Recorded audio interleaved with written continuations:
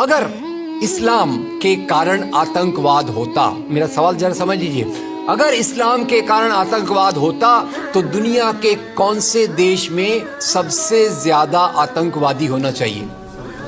Indonesia में। Saudi Arabia बहुत छोटा है, पता नहीं हमारे बंबई के बराबर भी है कि नहीं। सऊदी अरेबिया बहुत छोटा है, सबसे ज्यादा आतंकवाद होना चाहिए इंडोनेशिया में, दुनिया का सबसे बड़ा मुस्लिम देश। वहां इस प्रकार का आतंकवाद नहीं है। नंबर 2, वो एरिया देखिए, अभी सवाल आपको बताया गया उसको याद रखिएगा। इस दुनिया के आतंकवाद से, जिसको इस्लामिक आतंकवाद कहा जाता है गलती से, कैसा कहा जाता है वो भी बताऊंगा। इस आतंकवाद से मारे जाने वाले ज्यादा लोग, इससे मारे जाने वाले ज्यादा लोग हिंदू हैं, मुसलमान हैं या क्रिश्चियंस हैं? मुस्लिम हैं। इस्लाम के नाम पे आतंकवाद है, सबसे ज्यादा कौन मारा जाता है? मुस्लिम। अब तीसरी बात का ख्याल कीजिए, किस एरिया में इसका लोकेशन है? This terrorism is located in which area? उस एरिया की मैं 3 आपको बातें बताता हूं। उस एरिया में, जिसको मैं वेस्ट एशिया कहता हूं, पश्चिम एशिया में 3 चीजें हैं। नंबर 1, वहां रहने वालों में मुसलमान ज्यादा है, यस नो? उसी एरिया में आतंकवाद ज्यादा है, उसी एरिया में तेल का खजाना है। तो आतंकवाद तेल के कारण है कि इस्लाम के कारण है? तेल के कारण है। और तेल का कब्जा कौन करना चाहता है? तेल का कब्जा वो ताकत करना चाहती है जो वॉशिंगटन में बैठे हुई पूरी दुनिया को नचाते रहती है।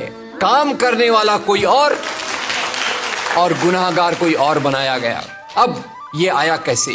तो आपको बता दूं कि ये अल कायदा के जो मदरसे, अब मदरसा अपने आप में खतरनाक शब्द उसमें कर देते हैं, कुछ मदरसों में इस आतंकवाद की ट्रेनिंग दी गई। इस्लाम के कारण गलत। ये जो मदरसों में आतंकवाद की ट्रेनिंग दी गई, उसके पीछे भी जो हाथ था 2 चीजों का था। सबसे बड़ा हाथ था अमेरिका का। अमेरिका ने $8,000 मिलियन, 7,000 टन हथियार दिए अल कायदा को। उनका ब्रेन वॉश किया गया। इस्लाम के जो 2 महत्वपूर्ण शब्द हैं, माफ कीजिएगा अगर मैं कुछ गलत कहूं, मैं इस्लाम का स्कॉलर नहीं हूं, समझने की कोशिश करता हूं, कुछ मैंने गलत कहा तो उसमें माफ कर दीजिएगा। तो 2 शब्दों को उन्होंने बदल दिया। एक शब्द था जिहाद। जिहाद तो जो है जिहाद अकबर, जिहाद असगर। जहां तक मेरी समझ है, जिहाद अकबर का मतलब होता है अपनी बुराइयों के खिलाफ लड़ना। जिहाद असगर का मतलब होता है समाज की बुराइयों के खिलाफ संघर्ष करना। तो इस जिहाद शब्द का मतलब बदल कर दिया गया कि जो भी व्यक्ति आपसे असहमत है, जो भी व्यक्ति को किसी को पहले काफिर लेबल करो।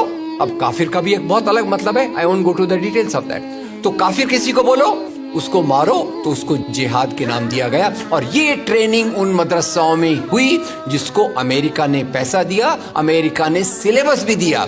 और तो और मेरी समझ है, मदरसों में कुरान की ट्रेनिंग देते हैं। वो कैसे होना चाहिए वो आपके बीच में चर्चा का मुद्दा है, पर यहां जो ट्रेनिंग दी गई उसका सिलेबस वॉशिंगटन में बनाया गया। और खैर, ये क्यों बनाया गया उसके पीछे मैं पहले बहुत कोशिश करके, मेहनत करके लोगों को बोलता था ये अल कायदा इसके लिए बनाया गया। बाद में मेरे हाथ में एक बहुत अच्छी चीज आई। अब यूट्यूब में कई चीजें बहुत अच्छी हैं, कई चीजें खराब हैं। यूट्यूब के कारण हमारे कई नौजवान भटक भी रहे हैं, पर यूट्यूब की कुछ अच्छी चीजें आपको बताता हूं। यूट्यूब में आप सर्च कीजिएगा 3 शब्दों को, हिलरी क्लिंटन, अल कायदा, अमेरिका। उसमें आपको 4.5 मिनट का एक वीडियो मिलेगा जिसमें हिलरी क्लिंटन बताती है, मैं नहीं कह रहा, हिलरी क्लिंटन कहती है कि हमको रशियंस के खिलाफ लड़ना था। हमारी फौजें जो वियतनाम से एकदम डिमोरलाइज होके आई थी वो तैयार नहीं थी।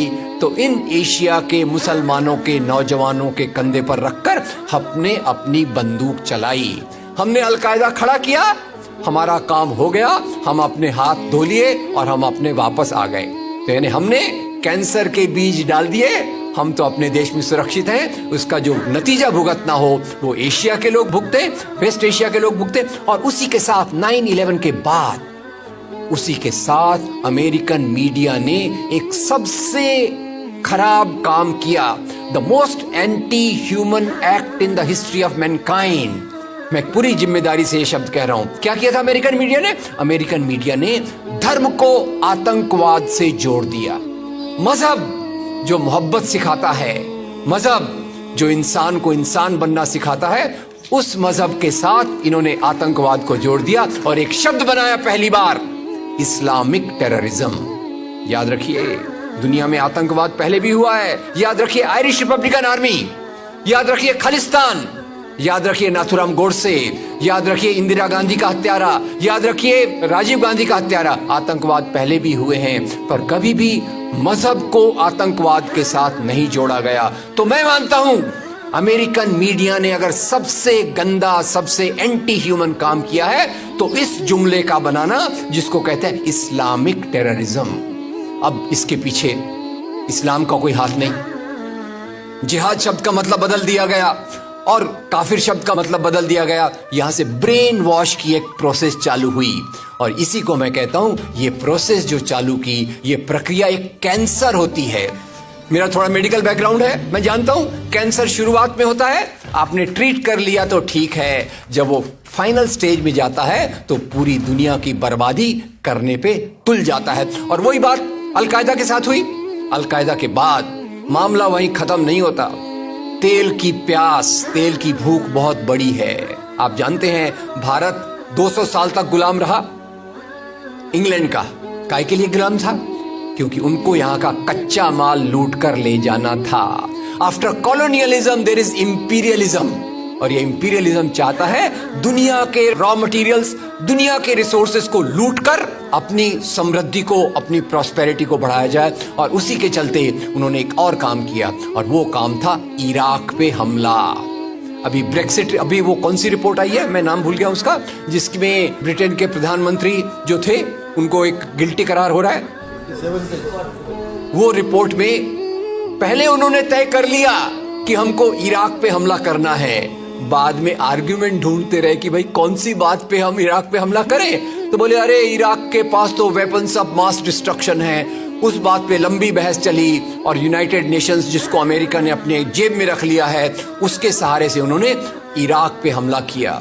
और वो इराक पे हमले के कारण जो वहां की आर्मी स्ट्रक्चर था, जो फौज का स्ट्रक्चर था, वो डिस्टर्ब हो गया। एक तरफ से वो डिस्टर्ब हो गया, दूसरी तरफ से अलकायदा की आइडियोलॉजी आई और इन दोनों को मिलाकर ISIS बना। काम है इस्लाम का नाम, इस्लाम के नाम पर जो काम हो रहा है वो वास्तव में it is a design of imperialist powers to control on the oil resources of the world. इससे गंदी बात दुनिया में कोई नहीं हो सकती कि मजहब के नाम पर एक पॉलिटिक्स, मजहब के नाम पे आर्थिक समस्याओं को अमेरिका हल करने की